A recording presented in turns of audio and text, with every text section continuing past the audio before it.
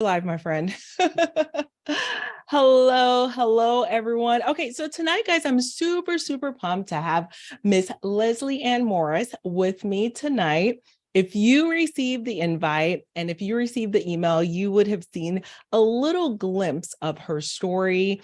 And there's so much simpatico between the two of us. I know we connected both virtually and in person, right? Not too long ago.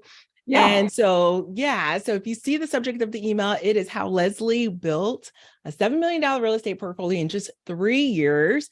And she is up to some amazing things. Her portfolio has grown even further. And let me tell you, so what I love about Leslie is that she is on a mission to help make 1,000 millionaires. Is that still the case, my friend? The number's still 1,000. We're going to hit it and go up, but I love it. I love it. And she's focused primarily on women. And that is my passion as well. And she has done this, or she's working on this through the real estate short-term rental vehicle, which is also my passion. And so how did she end up here? Tonight, we are interviewing her and we want to get a glimpse into the path that she has taken. It's quite a non-traditional path, and to understand really what she is up to, because I got to tell you, child, this lady, even during the pandemic, was able to start something new and really up level it and bring it to the next level. So if you're here with me tonight, feel free to say hello, give me some thumbs ups, some likes, some kisses, all of the things, because we're going to dive in tonight. And Leslie, thank you so much for joining me tonight. Thank you for having me here. I'm so excited. I am so pumped too. And I know you've been a globetrotter. I see you on social. You're just on this amazing trip in London not too long ago, right? Yeah. I went to London for about a week to promote the book. Yeah. The second book. And you were in the first book. We have so many parallels. Hospitable hosts. Hospitable host. Yeah. So Leslie's an author as well. And what I appreciate about that book is it's giving the community a glimpse into, well, what is this short-term rental investing or hosting really about? It's not just the rhetoric we see on the news and, the negative impact that we're oftentimes that are oftentimes being highlighted, right? So we've had the great pleasure of hosting so many individuals in such a heartwarming way. So I'm super pumped about that. And I know you're also a newly minted Forbes. Why am I'm losing my train of thought, but you're accepted to the Forbes Business Council, newly minted. So that is super impressive, Leslie. And just looking forward to tap into all of these things. So I'm giving partial introductions and all that. Leslie, tell us a little bit about yourself. Let the people know. I'm like, you could keep talking and I'll just keep making funny faces. I'm not sure if anybody's seen it or not. That's right. I mean, there's just a lot going on with me right now. Everybody's like, we're seeing you everywhere. And every time it's something new. It's like, I found my passion and I caught this tailwind and I'm just headed to the stars, literally. Oh, I love it. I love it. You want me to give background? Where would you like me to? Yeah. So tell us a little bit about you, like where you started. You can tell us your origin story, a little girl, what your thoughts were, what your future plans were, how you got, and then let's, fast forward it to how you got started into real estate investing. Yeah. My dad and mom, they always tell me as a little girl, I would point out like building. I'm from Northern California. So we would go to San Francisco was the city, 6 hours south. I'm from Northern California, very north. But I would point out buildings like skyscrapers and tell my parents as a 4-year-old girl that I was going to own these buildings one day. I don't recall that, but apparently that was my thing, I said. But I was an intentional banker. I actually went to college and got a finance degree and became a banker. So I did that for about 23 years. I actually quit in September 2022, so very recently. But I had a very high profile banking career, climbed the corporate ladder like a champ, won all the sales awards. I actually was the banker for SpaceX for some time when I lived in Los Angeles. And I did tons of different deals. I did small business, commercial, corporate, you name it. I've done very large, like private equity, venture capital deals for banks on the bank lending side. So I know underwriting like the back of my hand. And I think it kind of started in my early 20s, my love for real estate. Like I wanted to head that way one day. I can remember a handful of clients, but one particular client who I would just 20 question this poor guy. Like every time I'd meet with him, I'm like, so tell me, what did you buy now? And how is your tax return, so big? Like, how do you own all these properties? And he kind of just gave me the strategy. And in the back of my mind, I always knew that one day that would be me. And the day came when I was in Los Angeles. This was 2019, so fairly recent. Prior to that, I'd bought homes and remodeled them while I lived in them and then flipped them essentially. So I was not a stranger to buying and selling real estate. I'd done a lot of deals, but they were just, there was no tenants or cash flow or anything. It was like it was a flip essentially. But I was in LA and I got this 10K report that US Bank put out that year. And I saw the CEO's salary was like 16 million. And I just couldn't wrap my mind around how I was going to get to that level of income in banking. I was a senior vice president. I made pretty damn good money, enough to, live a comfortable life. But I just couldn't see it. So two things happened right away. I decided to rob a retirement account and begin investing in real estate. And I decided to start a master's degree. So I did do a master's degree largely during the pandemic at the University of Southern California. And it taught me how to build these businesses and really get strategic on my passion, which is cabins. So back to the other side of the story. So in 2019, I bought my first cabin in the Smoky Mountains. I largely just taught myself how to do it and what's a short-term rental and how do I list it on Airbnb, and it scaled really fast. I was able to get 2 cabins with the retirement money right away, like a month apart. I closed on 2. And then by that time, like 3 or 4 months had gone by, I decided to leave California because I saw this golden opportunity. There was a lot of things motivating the decision to leave California, but the main one was if I could reduce my cost of living and get closer to my cabins, I could not only learn the business better, but I could buy them faster if I could keep my high salary. So that's what I did. US Bank moved me to Charlotte, largely during the pandemic. As we know, the pandemic ended a lot of things. It started to end my job with the bank because I was building a new market there. I got headhunted by a bank, First Tennessee. First Horizon is the parent. So they moved me to Tennessee and I got right at the foothills of the Smoky Mountains. And I spent the last 2 years of my banking career with them, and all the while building this sizable real estate portfolio. And today I own 12. One of them is under construction. I'm building a cabin. The other 11 are cabins. And then after that, I was like, I think I'm going to quit my job. I need my time. I created 2 companies largely out of my own portfolio. They're Invest in the Smoky Mountains, an agent team. We're not just typical real estate agents. We actually teach buyers what to buy, how to underwrite it to make sure they're going to cash flow in this rate environment with these prices being a lot higher now. And then the other company I created was Josh's Cabins, and that's a full service property management company. And I was basically forced to create that to get my time back because I was self-managing the cabins, and quality of life was like, I was making great money, but I was very, very busy with it. So largely I hired family, mostly women. Josh is the only man.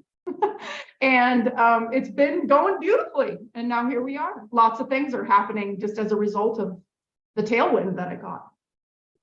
Wow, that's amazing. And that's really remarkable because I know a lot of those who are listening to us right now are working a full-time W-2 and a demanding one nevertheless. And so for you to have the mindset enough to say, you know what, I'm going to take a side project in the middle of, all the things that I'm responsible for. Could you talk a little bit about that? Like, what was that mindset like in terms of you finding that capacity to take on such a big project, really? Yeah.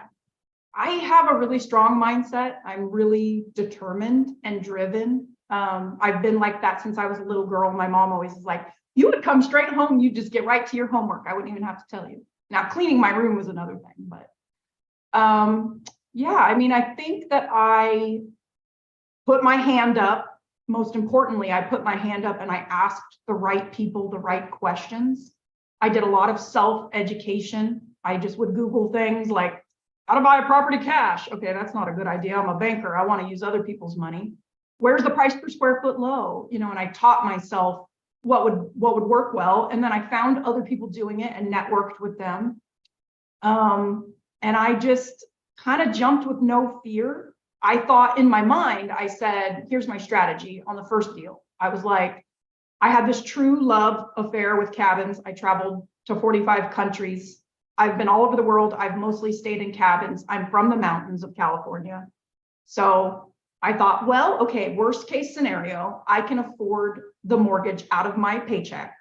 So if it doesn't rent at all, I have this awesome vacation home and I will just go stay at it myself or have family there. But I hope that it's going to break even. That was largely my mindset on it.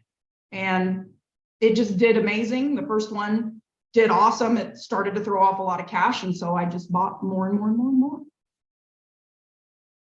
And I don't know if we lost you because I don't see you anymore. I just see a picture. Oh no. I don't know what happened there. I think my my keyboard, I moved it over. No, I'm still here. No, Okay. that's amazing. So it oh, am I frozen? Do I Yeah, look frozen to you look beautiful frozen though. So You are funny, my come friend. back to me, Rachel. I know. What is happening? I can keep talking while you fix it. I got all sorts of things to talk about today. Oh my gosh, you are hilarious. So does it appear, well, can you at least hear me? I can hear you and your screen is just black and now your Yeah. photo is up. Okay, is that, There you I'm go. back? Am I back? You're back. Okay, awesome. You don't know Okay, where she went. fantastic. She went to London really quick. I know. That's you, boo. Oh my gosh. Okay, so this is fascinating to me because you're from California, you're investing in the Smokies, you determine that cabins are your jam, you love cabins. And I absolutely love that because I think a lot of the members in our community, they get stuck, right? Especially our Californians, because a lot of you do tend to invest outside of the state, in your own backyard. It's definitely challenging.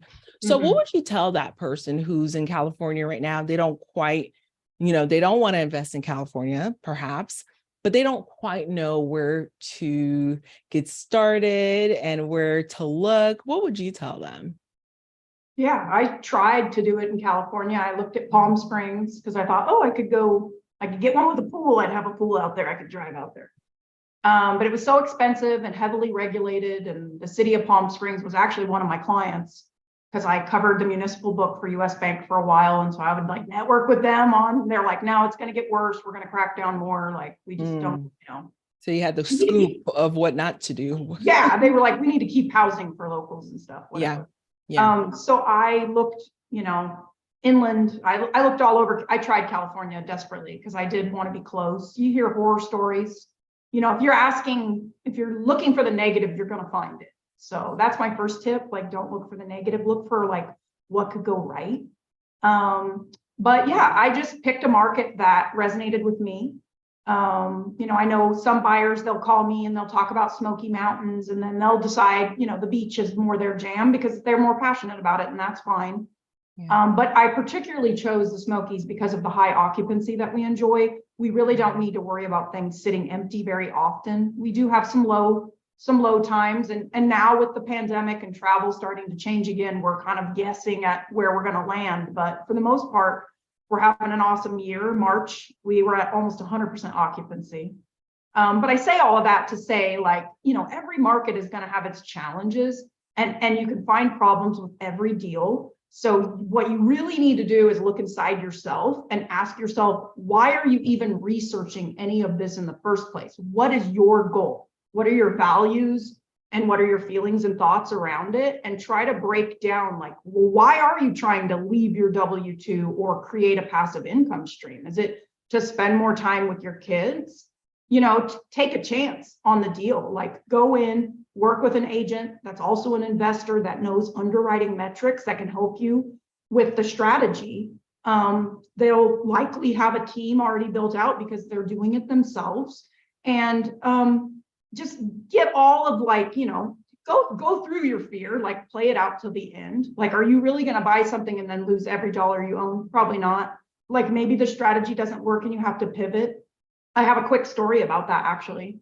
During the pandemic, when the prices in the Smokies started to shoot up, I was like, I don't want to pay that for that. Like I just got that for 100 grand less. So I moved into Florida and I bought a place that was like walking distance to the beach. And I got a great deal on it. I had to furnish it, had to buy TVs, for, dishes, everything. It was empty.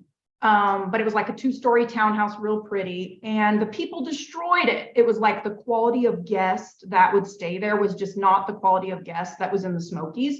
And so it was largely a failure for me. However, it still made money. It was just annoying. It was a headache. And then I decided after I had held it for about 11 months, it wasn't even a year, I decided to list it.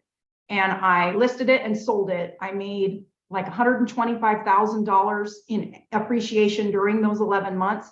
And then I bought another cabin because I was like, forget it. Like I'm all in on cabins. So, you know, you learn and you pivot. That's the story there. I mean, I love it. I feel as though it's like a story of my life as well. As soon as you stray from the formula, you pay the price. Yeah. But thankfully, wow. Congratulations on that. You're able to, you know, reinvest and get back in your lane, right? Which is your cabins, which you absolutely love. So Yeah. I love everything you just mentioned about, you know, figuring out what your why is, because it really depends on what the reason, you know, for your investing is going to be. Are you looking to cut back on your W-2? Are you looking to generate some more of that time freedom, a little bit more elbow room? And so your experience with SpaceX has not escaped me. I'm like, seriously, how amazing is that? I know my husband would definitely want to talk to you more about that. He loves everything, you know, outer space. So let me ask you this. How have you felt that your commercial banking experience has helped you specifically in, you know, investing in real estate and investing in your strategy? Because I know that my pharmacy experience, my healthcare experience background has helped me with a lot of the analytical things that are behind the scenes. But I'm wondering, what about you? How's that helped you? Yeah, no, it definitely has. I mean, I was doing a lot of public speaking things for US Bank. I was on like all the boards they had. I was a top performer and I'm a woman that speaks up. I'm not shy. They're like, we need somebody to go to this conference and speak to these people. And I'm like, I'll do it. So that helped me building, you know, because I speak in the short-term rental industry now and go to events and I'm doing some TV stuff. It's very exciting. But back to the actual in my job. 2 big things. I spent a large portion of the career doing credit underwriting and lending. So I know pretty much every which way to underwrite any sort of deal. These cabins are very easy to underwrite. There's just a couple of metrics that we use. I can teach it to a child on a napkin and they can go underwrite a cabin for you. So if you have children, just give them my number. But in all seriousness, the second thing from banking I did was I had this really fancy title, and I won't even tell it because it doesn't make any sense, but I was like an outside consultant, and this is the capacity in which I met SpaceX, was I would go in and do like a whiteboarding session and map out their entire receivables and payables processes. So I know an awful lot about payment optimization, collections, like how to slow down vendor payments, how to speed up, you know, receivables, and a lot of that mindset and questioning and understanding, like you said, analytics really lends itself into all the businesses I have wrapped up into my portfolio. So it gives me that really good thinking cap and that basis to understand income sheets and balance statements. Like if you've ever talk to an accountant. It's so boring. Ugh. But like, I know it very, very well. I know how the numbers flow. So, you know, if you get into investing in real estate, you want to understand how numbers flow. Like, of course, you'll have an accountant, CPA, all that good stuff, but you want to be able to do due diligence on your own to understand the reports, especially if you think they might be wrong, and understand which deals are profitable and which ones aren't. So that's definitely a big portion of that. I love that. So I think that segues really well into my next question, which is, what do you think, I guess, puts Smoky Mountains on the map for you as opposed to all of the other, markets with cabins? I know that your portfolio is primarily in the Smokies. So what really sets that market apart for you? Because I know there's some back and forth, in terms of what many are able to afford versus what they're able to generate in terms of revenue. So. Yeah, I mean, the original reason why I invested in that market is because the price per square foot was really a lot lower than California. And I love cabins. I'm obsessed with cabins. I've been all over the world, stayed in a lot of cabins. But before you get to the Smokies, though, there's cabins in Colorado. There's cabins in you skipped a few states with cabins, right? So yeah. So why the Smoky Mountains? Was that the case then? Like the price per square foot compared to many of the other locations in the U.S., or it was much better? And then you did mention the occupancy rate. Yeah. Well, yeah, and it's the #1 vacation market in the whole entire United States. It enjoys, like, I think the statistic says that like 60 to 70% of the United States population is within an 8-hour drive or less. So if we have a pandemic, for example, or people don't want to fly, they can carpool in, they can drive in, they can bring in ice chests with food. And we had a lot of people shelter in place. We hosted like a lot of frontline, like nurses and police that needed like a true vacation. So that was really rewarding. But for me, I don't know. I mean, it was like a feeling. It made good business sense from like occupancy and, drivability. And I was like a big time whiskey aficionado when I started. So that was like the allure of Tennessee whiskey. Dolly Parton is from Sevierville. She has Dolly. Yes. She's just an amazing one. She's got a new album coming out, I just saw today. Oh my goodness. So there was just like all these different metrics. And then I think the biggest thing that tipped me over the edge was I went on Zillow, and I just was like, I'm just going to look and see what's on the market. And I found the first cabin that I bought myself on Zillow. I was like, that's only $309,000. I want it. I don't care if it makes money. It was a very emotional beginning to my journey. I'm not really like that today. I'm very, it's a different time. But that was probably the biggest thing. And the stars just kind of aligned. I was working with an all-women team and took down a few deals. And then in just a short period of time, got my own real estate license and started doing my own deals. But yeah, I don't know. It was just made sense. Like everything just kind of lined up. I absolutely love it. And I see that Serena Kerr is here with us. Hello from Harper's Ferry, West Virginia. Thank you for joining us, Serena. I was actually wondering if we were live on LinkedIn, but it appears that we are because Serena is joining us on LinkedIn. So for those of you who are joining us, say on the Short-Term Visions landing page, and you want to connect with us, feel free to comment, to like, to say hello. Feel free to ask any questions that you have. I have a very powerful woman with me here today. We are aligned in that we're wanting to make sure that, women are getting in this short-term rental game and taking advantage of what's available.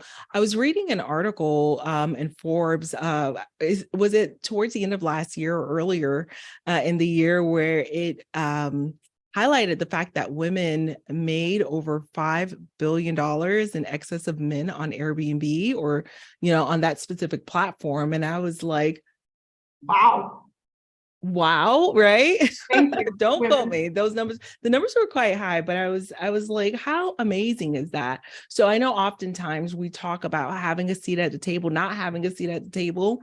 And what I found with real estate investing, we have an opportunity to essentially create our own table, which I am super pumped about and I'm super excited about it. I'm glad you mentioned Dolly Parton because towards the end of the show, hopefully we have a little show and tell surprise that we Yes. can share with our audience. So guys, feel free to ask any questions, whether it's specific to the Smoky, specific to Leslie's journey.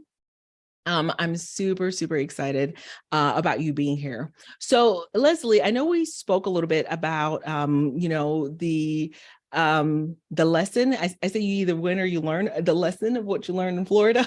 We don't lose. And everything in life is, an opportunity to either win or learn, right? Then you got to see the guest avatar there. You say, you know what, that's not going to be a good fit for me. Let me get back to my cabin situation, and that's what you have done. And you've built a business that has a lot of women, which I absolutely love. What would you say, and this is your journey, your mission, you're empowering, looking to empower over 1,000 women to become millionaires through real estate. What would you say are some of the biggest obstacles that women face right now in the real estate investing world, and how can we overcome them?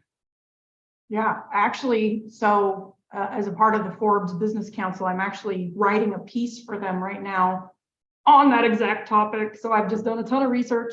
I'm also speaking at its Multifamily Investor Nation conference in Charlotte in June on the topic, particularly around women.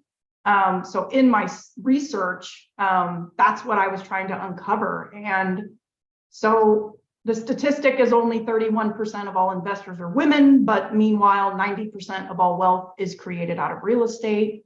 And I have data to support those statistics. But the two biggest things that I uncovered just looking within myself and also asking other women and doing research was imposter syndrome and gender bias. So with imposter syndrome, this is really like a mindset problem, and it's perpetuated by the name of the damn problem. So that's like, we're talking about it, we're going to put awareness on it and then hopefully put it to bed. But I think with women, there's some sort of deep, dark insecurity. And it still rears its head with me from time to time. It's like, did I just get lucky? Did I just buy these cabins and just get lucky and build this amazing career where I'm now going to be on TV about it? Like, no, like I worked my butt off. I learned all these things. And, I surrounded myself with other women doing things. Not to single you out, men. I just feel like women need an extra hand up. But understanding what imposter syndrome is and how to combat it is largely based on not trying to do everything yourself and raising your hand and asking for help. The wheel doesn't need to be reinvented. There's other women doing it. You just have to plug yourself into the right networks.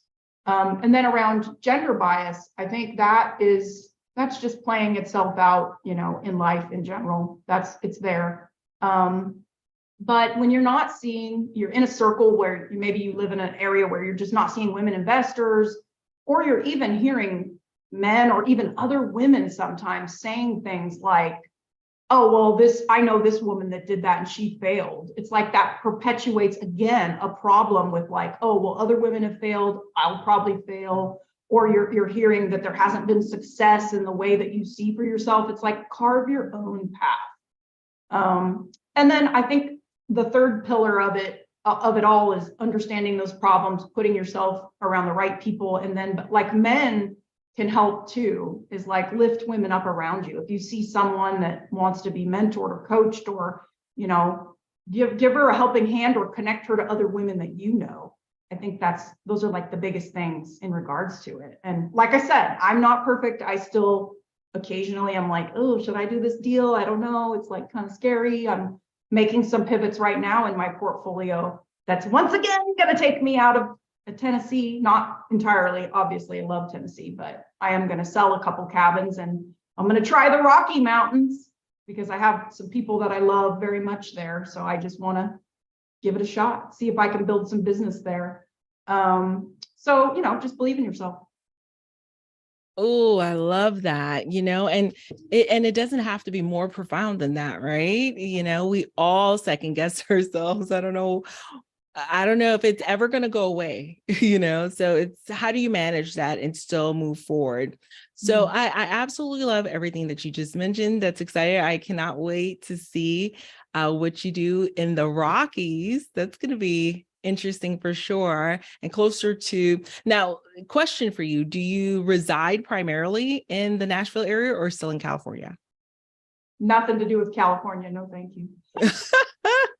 She I have said, family there, like literally all of my family is there. I'm this black sheep okay. that's in Tennessee. But I'm in Nashville right now. This is a condo that I own. And then I have a house. My primary home is in the Smoky Mountains. So I kind of I travel around. I'm kind of one of those people that doesn't want to be tied down.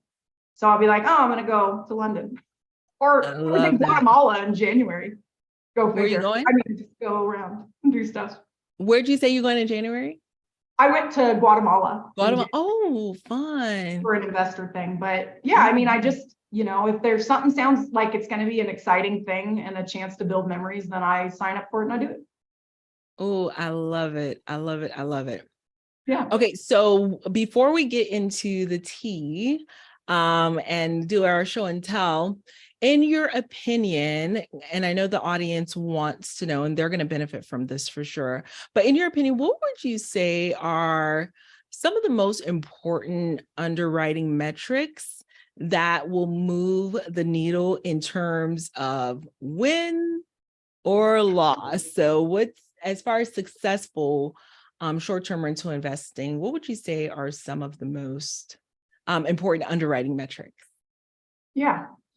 Net operating income and cash on cash. Those are really the only two things that I look at today. So net operating income, I have on my YouTube channel, I have an hour-long class that I just taught it a few nights ago, where I actually build a pro forma, the fancy term for if the deal is going to make money or not, from scratch. So you can do it too. I didn't want to use an existing template because it's always intimidating. You wonder what formulas people have in there. So I just did it all from scratch on a deal that my best friend has under contract today in the Smokies. So there are deals cash flowing where you can get a full service property manager and still make money. So, but what I do is I'm just getting the deal itself. So important metrics are going to be your taxes and insurance. You're going to need to figure out what you think the rent is you can make on it. And, if you work with someone like me, I own a property management company. We have a portfolio, so we know what the reality is, but we also have insight into a company called Key Data. They support the property management industry. And so we partner with them. Their data is going back pretty dang far. If you use AirDNA, I just met the company CEO, and she said that their data actually goes back to 2015. So it depends what tool within AirDNA you're using, right? But you're not just getting pandemic travel data, which is a big mistake. A lot of people are selling now because they're in the red because they used the wrong data when they bought. But so yeah, rent minus, taxes and insurance. You're going to want to look at what's the Wi-Fi cost, because that's huge for travelers. What's the water bill? Is it on its own well? Does it even have a bill? HOA fees, electricity, all the monthly true operating costs, of which, this is interesting, you can Google this, but in the banking world, you do not want to include principal or interest. And the reason is so that you can stack up different, you can be looking at different markets, you can be looking at different deals and comparing all the metrics apples to apples. It also is if you have the ability to buy something cash versus put less down or more down, that way you can play with that metric after. So your net operating income is truly your rent minus your monthly operating expenses. So anything to do with the property taxes and insurance. Then after you get that net figure, then you subtract out your mortgage, principal, and interest to get that true, actual, I call it actual cash flow. And then you use that metric. So that's your NOI, your true actual NOI. At the end of the day, what you're going to make. And then you can figure out cash on cash, which is a metric that we largely use to figure out how profitable a deal will be. And I'll tell you why. If you are underwriting a deal and it's under 5%, like you can just go buy T-bills. You can invest in T-bills, which is government guaranteed, and that's at 5% today. So if you're looking at something that's under 5%, that's a no-go.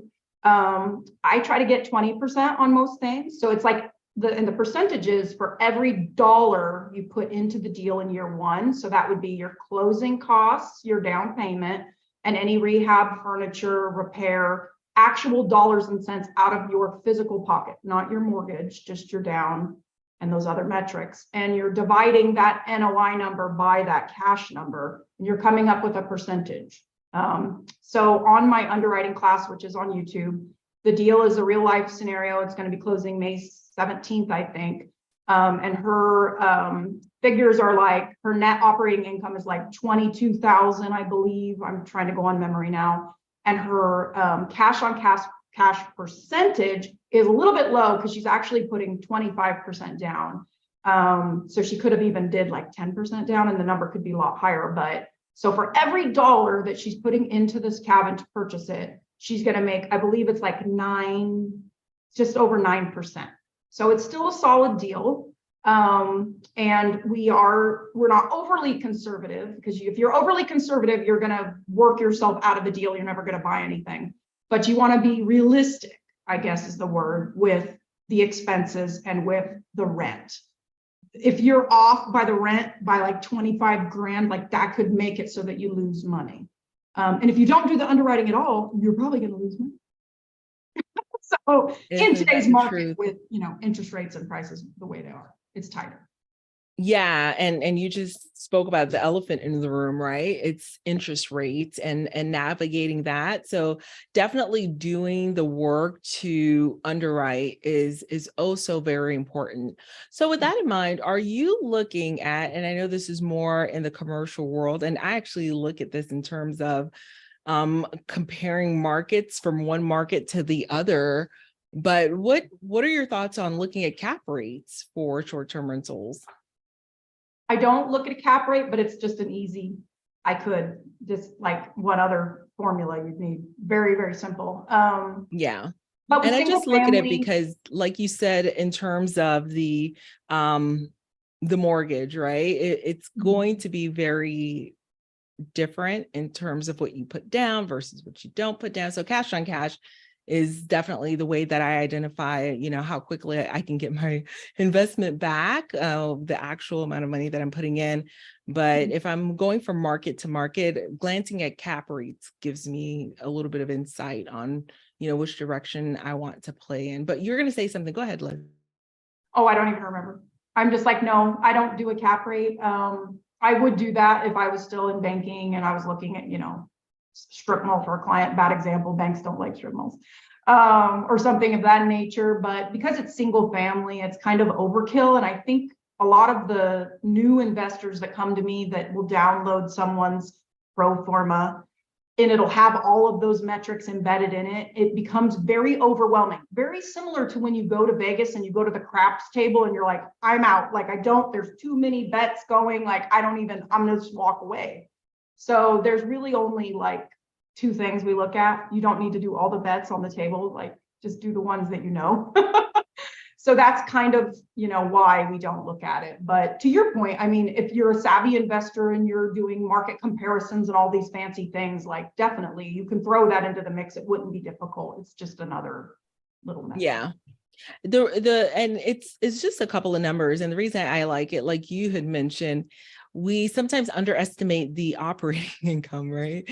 And the expense ratios compared, so if in Florida by the beach, we're going to have higher insurance, that we were paying for. So our net operating income is significantly impacted, and just wanting to not underestimate the amount that we're going to be paying every month, and get a better picture of, what the revenue will look like is one of the reasons we look at it.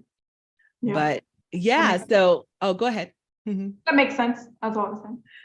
Yeah. All right. So I'm pulling something up that I'm super excited about. Oh my Guys, God. we have a little bit of a surprise show and tell for you tonight. Let's see. Yes. I always love doing this. I'm like you as a little girl, you're looking at property, you're looking at buildings, you're telling your mom, you know what, I'm going to buy this building one day. So whenever I start seeing rentals and listings, I get super, super excited. Okay. So if only Zoom will let me be great. Zoom doesn't want me to be great today. They don't want you to share your screen. It doesn't let me share my screen. Okay, there it is. All right, so guys, we are looking at Oh, it's my Leslie. website. Yeah. What was that? Can you see it? That's my website. Yes, yes, yes. Is it on there yet? I'm not even certain if it's on. You might need to go up and click on that Josh's Cabins. Okay, this one right here, Yeah. website. Yep. Okay, awesome. Oh, fun, guys. Okay, so when you Properties. mentioned Dolly Parton, that kind of tickled me. Let's see. And as you guys can see, we are seeing some amazing views from the hot tub. How cool is this? I'm filming at that cabin this weekend. Oh, yay. There she is. Y'all. Y'all look at it. So pretty. Y'all look at this. I just did this. So I gave my team a budget. This was just a stinky house that I was renting. It's a house, not a cabin, but I put tongue and groove ceiling. So I was like, let's call it a cabin. Oh, And it there had you like a go. bear. It had bear decor. Oh, there's the ceilings, guys. Yeah. Yeah. So I spent like 25 grand. I was trying to spend 10. Hand painted murals, all the things. It's so, I have not actually physically been there yet to see it. Oh, how fun is this? All over the world. I've been in London. This is, I feel like I've seen it because it's been everywhere. Yeah. Yeah. And I know you have some other amazing, gorgeous ones, but there's something about a theme, right, that gets you really tickled, especially one of Dolly. Oh my gosh. She is a class act and a diva. I am here for this all day, guys. And I just love the way your site is just kind of doing its thing. We're getting ready to rebuild it. I'm not super happy with it. It's just if anybody cares, it's an owner res templated website. So it's not super great on SEO. I do have I studied coding in college, so I have built in a little bit of it, but I need to re-up on it very, very, very, very soon. Who would have thunk a pink shiplap wall, right? Right? Oh yeah. I'm here for it though. It's so cool. It's so cool. Yeah, maybe so if cool. It's like, well, it's probably booked this weekend, but like if it's not, then I'll go see it when I'm over there. I love it. And people love these mirrors. Oh yeah. Lighted mirrors, they just go nuts over these mirrors. Yeah, lighted mirrors are definitely a thing. Look at the stool, the pink cabinets. And again, that's what I love about short-term rentals. We have this like teal blue set of cabinets in one of our properties, like something you would never think to do in your own, right, private but people residence. Eat it up. They eat it up. You can get really creative and have a lot of fun. These heart-shaped bowls, get out of here. So you want to hear a funny story about this? Yeah. So we finished the remodel and like we already had some stays that were booked on the previous, what it looked like before. And one of the guests was the husband and wife that owned it when I bought it. They wanted to come back and stay at their property. And so I called Josh and I'm like, did you let them know that it's not going to look like this? I want to get a bad review. That is funny. I still haven't heard anything. So I don't know if they'll ever do it. Or maybe they want to buy it back. I know. They've got to be impressed. Oh my gosh. So look, guys, it's a regular house, right? That I would call this a regular house, right? But then you do something super special with it. I have another one that I can see from this one's camera. So I have two in that same cul-de-sac. And then I manage a third one across the street. And I can see all of them through the camera. Monopoly. I'm playing Monopoly. I see you. I see you, boo. And I love that. But what I love is, you would think that you have to break the bank to create a special curated stay. But this is what's possible, guys. So for those of you who are thinking to yourself, you know what, to create a fun, luxurious, amazing experience, I need to get this Mac Daddy several $1,000,000 home. Well, this is not what this is, but yet we're all salivating to get here into this beautiful themed home. So I love every part of it. It shows that you really, had a vision. Your team ran with their vision. I like the little 9 to 5.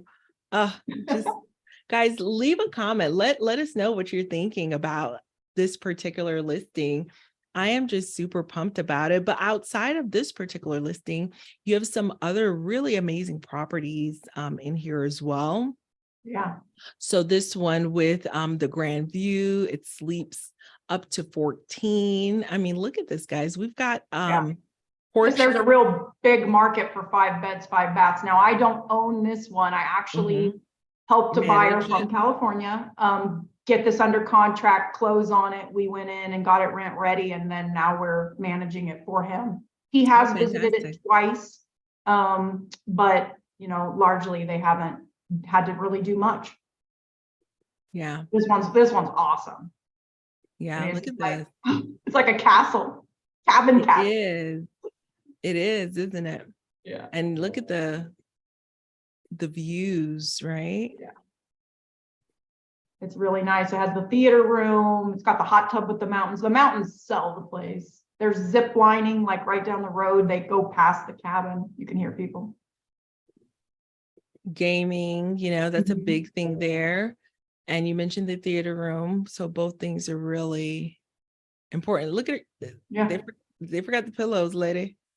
I know. I'm like, what the heck? We got these photos from the previous owner. Gotcha. You probably need to like spruce those up a little bit or delete them. So or thanks for pointing that out. Send them to Box Brownie real quick. That's they'll send it back in an hour. Look. That's a great idea. Somebody else did photos with them, and then I saw them and I was like, whoa. As far as just making minor edits, I don't want them to I'm not into them full staging your property, but could you arrange these pillows, or could you fix my skies up for me, or brighten it up a little bit? But this house is amazing. It's absolutely amazing. Awesome. Fantastic. So I'm gonna look in here in the chat real quick, guys. We have about 5 minutes to go with Miss Leslie, so feel free to jump in. Let me know what questions you have for this amazing diva and queen who is doing her thing. I'm just absolutely amazed by all that you've accomplished in a few short years, Leslie, and hats off to you. Hats off to you and your mission. So super, super excited that you're here with us tonight. Okay, so a couple of questions here. Ron, it's so good to see you, my friend. So Ron says, what are your expectations in today's investing environment on a realistic return on investment compared to a year ago? What a great question. Yeah. I mean, in relation to the numbers, so cash on cash in particular, just to give you an idea, my very early deals were at like 60% cash on cash. And my deals today, I think I bought one in December and I bought one in September, October. And those were at about 23 to 25%. So if I was looking to buy something now, it would probably be around 25%. We did see a little bit of a market softening in the Smokies. And, like the one I bought in September, October, it actually appraised 30 under where I was going to be buying it. And I was able to negotiate, I was the agent, I was able to negotiate a price drop, which was awesome. But we're even seeing like some comps, like if I was going to list one of mine that I bought in December, it's suggesting to list it like 75 below what I paid. Now I'm a buy and hold investor. I have no intention of selling it. That cabin is like primarily where I'm filming this weekend. So it got me on TV. So I'm going to keep it forever. I'm going to die there. But no, in all seriousness, I would say if you're going to self-manage, you can almost put on a blindfold, throw a dart and find something that will work, but it's probably going to be like that 20% number. If you're getting professional property management, that could be anywhere from, like, I have a buyer that's going to be at 9%, and then I have another buyer that's around 11, 12%. Those are just like the two case studies I've been using lately, and it's falling somewhere in those metrics. So yeah, I mean, it's still a good time to invest even at today's rates, and current purchase prices. So Leslie, why are you comfortable with quoting cash on cash when there are multiple different scenarios with which acquisitions can take place? What if I'm doing a cash purchase, a 10% down, a 15% down? What are some assumptions that I should assume, I guess, assumptions that I should assume, that's great, that you're taking into consideration for that cash on cash? Is everyone like at a 15% down for you, or 20% down, like in that particular calculation? That's a good point. You're right. It isn't apples to apples for everybody. So my deals are always 20% down. And my buyer that's at 9%, she's doing 25% down. Now she's blown out her budget, and the margins are tighter. And then the other one, I believe they're doing 10 or 15. So you're right, it is slightly not apples to apples. And that's why it's like the biggest thing that I want to get out into the world is, like, do not have your agent do your underwriting for you, do it yourself, because your eyes are going to be better, but get educated on how to do it. That's why on my YouTube, I went through a whole underwriting scenario of how to do it yourself, how to build your own spreadsheet from scratch, so that you're not relying on somebody's numbers or looking at metrics that might not be applicable to, like, your investing goals. Yeah, no, thank you for that. And I'm going to add the link to the YouTube in the show notes. And thank you for sharing that. So with that being said, I know the interest rates are a little bit higher. I know that the expectations for getting the prime loan products are not there 100%. Are you seeing a lot of investors coming in with 20+% down? I know you mentioned one that was less, but what would you see that down payment mix look like for the most part? Yeah, I mean, I guess it depends on their strategy and what sort of mortgage they're comfortable with. Like I said, I'm usually at 20%. My conventional lending days are over. So I'm doing debt service coverage ratio, DSCR. These are largely asset-based loans, where they're particularly looking at the asset and how much rent it can actually make versus how much you're spending. Then they calculate a little ratio. They also look at your FICO score. So that's the kind of loans I do. I'm capped out on conventional products. So those rates are like high sevens at a very best case scenario, up to 10. And then conventional, I mean, a lot of my buyers, I do push them that way if they can qualify conventionally. It is the smarter route. You do have the flexibility to put lower amount of money down. You're going to have mortgage insurance if you're under 20%. And there's still going to be rates and fees on any of these products, and those are going to vary vastly based on if you're going to buy down the rates or what your lender's offering you. You have to keep in mind they do make money on margins. So shop around. Don't just go back to the same lender all the time. I have a whole big list of them that I share with buyers. But yeah, I mean, you can get into a deal as low as 10% down if your credit supports it. And that rate is probably going to be right now, like in the sixes, I think, maybe sevens. It just depends on, it's swaying so much. I hate to quote it. It's in the same category as like doing someone's underwriting. It's like, as soon as I quote it, you're going to find a hole in it. It's not my core competency anymore since I left banking. And I never did primary mortgages or second home mortgages anyway, but I have some quality folks that I'll refer buyers to, and they can go, meet with that person or do it on the phone or Zoom or whatever, and really truly understand what that product looks like, and then compare that, to other lenders that you might shop their rates. Yeah.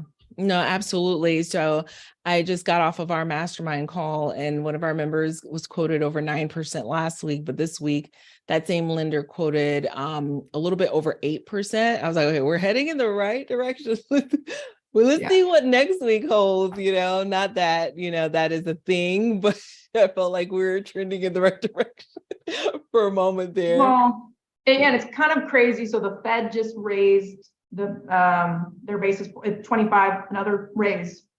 So what it's like, we're like seeing like unprecedented raises of rates, but in some cases, you'll still see your lender drop the rate because they may have already had the raise built in, and now they're trying to get more clients. So it's like this game of anybody's best guess. And then on some products, they don't recommend locking the rate, and that might surprise you into a higher rate right at the closing table, which has happened to me more than once.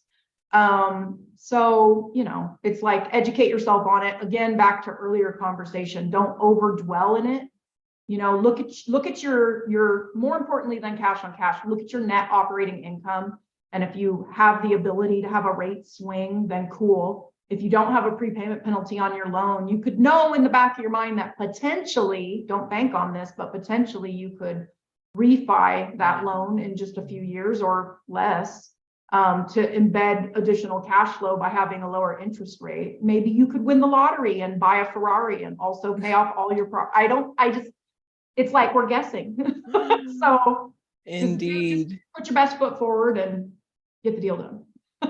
No, you're absolutely right. Well, Leslie, I so appreciate you joining us this evening.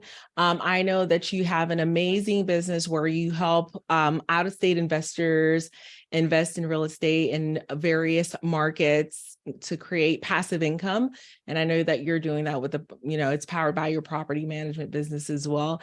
Can you please tell the people where to find you, your YouTube channel name as well? Because I know a lot of people are going to want to look at that underwriting training. I'm going to be heading there in a little bit myself. So go ahead and let us know where to find you, and I'll include all the links in our show notes as well. Yeah, I would say the best place is Instagram. I have a link tree that goes to YouTube, Forbes, my personal website, all the podcasts, like everything I'm involved in is on there. It'll say where I'm speaking next. And so the Instagram is at Leslie.Ann with an E .Morris. And then if you want to just go straight to my personal website where Rachel launched everything from, that's leslieannmorris.com. So those two are the best, and you can get out to all the other things. But I am everywhere. I post on I even have a Twitter, but it's like, I don't really like Twitter. Yeah, I don't know if I've figured Twitter out either. I was trying, guys. I promise you I was trying. Well, Leslie, massive thank you to you guys. Thank you so much for joining us tonight. As usual, I will see you next Tuesday. I was going to say Thursday, next Tuesday. I hope you found some insights from our discussion tonight. I think you've given us a fresh look at the Smokies, Leslie. So massive thank you to you for that. And so, guys, creativity and perseverance, I believe, is really what has catapulted your business. And I thank you for doing what you do, especially for the women in this this arena. So thank you, Leslie. And bye-bye, guys. I will see you all next time. Thank you.